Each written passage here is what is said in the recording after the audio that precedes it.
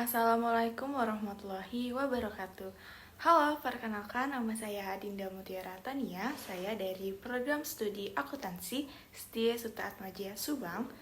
Dalam kesempatan kali ini, saya akan memenuhi tugas pengantar akuntansi 2 mengenai perseroan terbatas atau saham. Apa sih perseroan terbatas itu? Perseroan terbatas adalah badan hukum yang didirikan berdasarkan perjanjian untuk menjalankan usaha dengan modal yang terdiri dari saham-saham. Pemilik PT memiliki bagian sebanyak saham yang dimilikinya. PT dilindungi oleh hukum dan pendiriannya diatur secara tertulis dalam Undang-Undang Nomor 40 Tahun 2007. Mengenai saham, saham adalah dokumen berharga yang diterbitkan sebagai bukti kepemilikan suatu perusahaan dengan menginvestasikan sejumlah dana. Investasi saham berwujud selembar kertas yang diterbitkan oleh perusahaan. Lalu ada jenis-jenis saham berdasarkan kepemilikannya. Yang pertama ada saham preferred atau preferred stock adalah surat berharga sebagai bukti kepemilikan atas suatu perusahaan dengan hak yang lebih tinggi atas aset dan laba perusahaan dibanding pemegang saham biasa. Pemegang saham preferred memiliki hak untuk menerima dividen secara tetap dari perusahaan. Didahulukan pembayaran dividennya dibanding dividen yang dibayarkan kepada pemegang saham biasa. Itu pengertian dari saham preferred. Lalu ada saham biasa. Saham biasa adalah jenis saham yang mampu melakukan klaim kepemilikan sesuai keuntungan dan kerugian yang didapatkan perusahaan. Tetapi pemegang saham mempunyai kewajiban yang terbatas.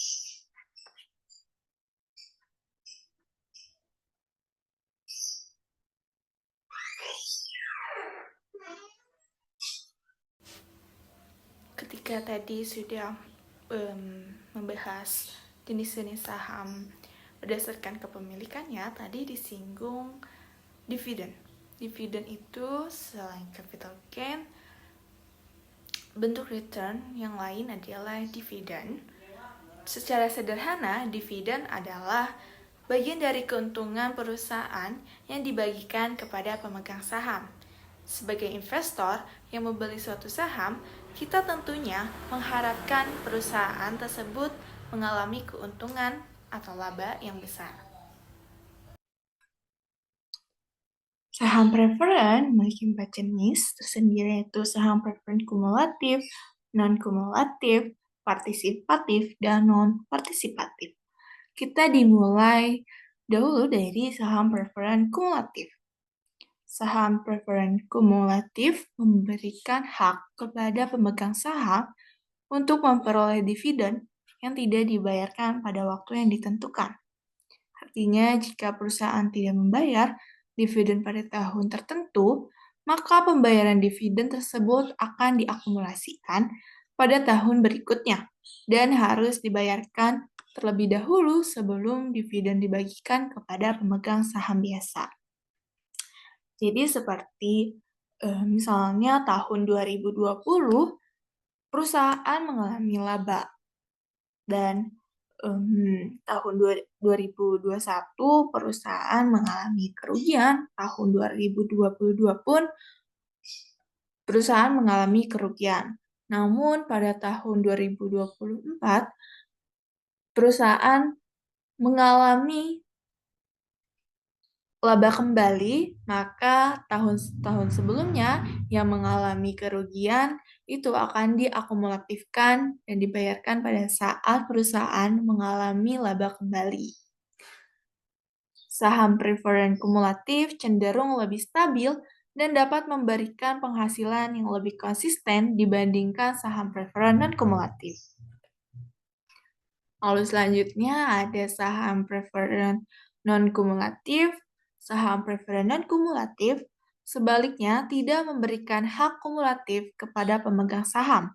Artinya, jika perusahaan tidak membayar dividen pada tahun tertentu, pemegang saham preferred tidak berhak memperoleh dividen yang tidak dibayarkan tersebut. Saham preferred non-kumulatif cenderung lebih spekulatif dan dapat memberikan penghasilan yang tidak tetap. Sebaliknya dari saham kumulatif, saham preferred dan kumulatif ini jika perusahaan mengalami kerugian, maka kerugian itu tidak akan dibayarkan, tidak akan diakumulatifkan. Jika kita mendapatkan dividen sebesar 5 juta, maka dividen yang kita dapatkan hanya 5 juta saja. Tidak ada penggantian untuk tahun yang mengalami kerugian.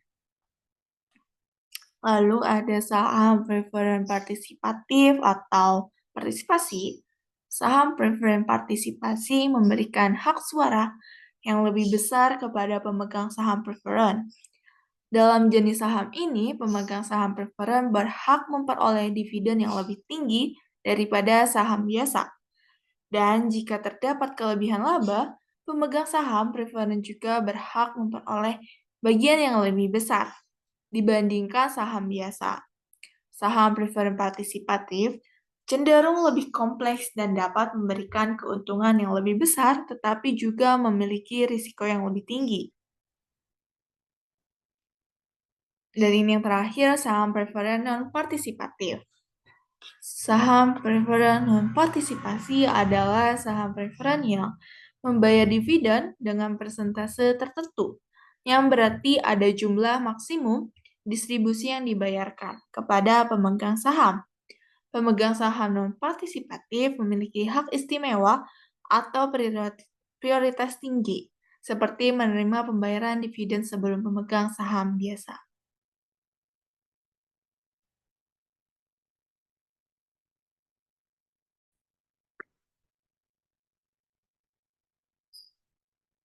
Ini adalah contoh soal mengenai saham.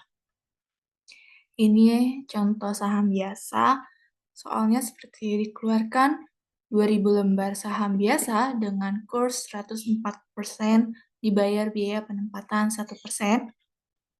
Kita yang pertama mencatat nilai kurs dan nominalnya terlebih dahulu. Nilai kursnya itu 2 lembar, dikali 70.000. 70.000 ini terdapat di soal 70.000 dikali 104%. Jadi sebelum ada soal ini tuh ada soal seperti jurnalnya terlebih dahulu, dan di situ tertera harga saham biasanya yaitu sebesar 70.000. Lalu nilai kursnya yaitu 145.600. Lalu ini ada nominalnya 2000 lembar dikali 70.000. Jadi penempatan kurs ini yaitu dinilai kurs nominal tidak menggunakan persentase kurs ini. Jadi jumlah nominalnya sebesar 140 juta. Lalu kita hitung, kita kurangkan, yaitu terdapat 5.600. Ketika nilai kursnya lebih tinggi dibandingkan nominal, maka yang kita dapat yaitu agio atau premium atau laba. Dan dalam soal ini terdapat biaya penempatan 1%, maka kita tulis biaya penempatannya yaitu 1% dikali nilai tertinggi di antara nilai kurs nominal. Ketika nilai nominalnya lebih tinggi, maka yang dikalikan nilai nominal. Jadi biaya penempatan ini tidak melihat nilai kurs atau nominal, tapi dia melihat nilai apa yang tertinggi. Karena di sini nilai tertingginya itu adalah nilai kurs, maka kita menggunakan nilai kurs. Jadi biaya penempatannya sebesar 1.456.000. Kas yang diterima 145.600 dikurangi biaya penempatan ini. Lalu kita bikin jurnalnya. Jurnal saham biasa itu kas biaya penempatan pada modal saham biasa, agio saham biasa. Ini kas yang sudah dijumlahkan, biaya penempatannya, modal saham biasanya sebesar ini, dan agio ditempatkan di kredit. Ini adalah contoh soal. Sekian dari saya, semoga bermanfaat. Mohon maaf bila ada kata-kata yang salah. Wassalamualaikum warahmatullahi wabarakatuh.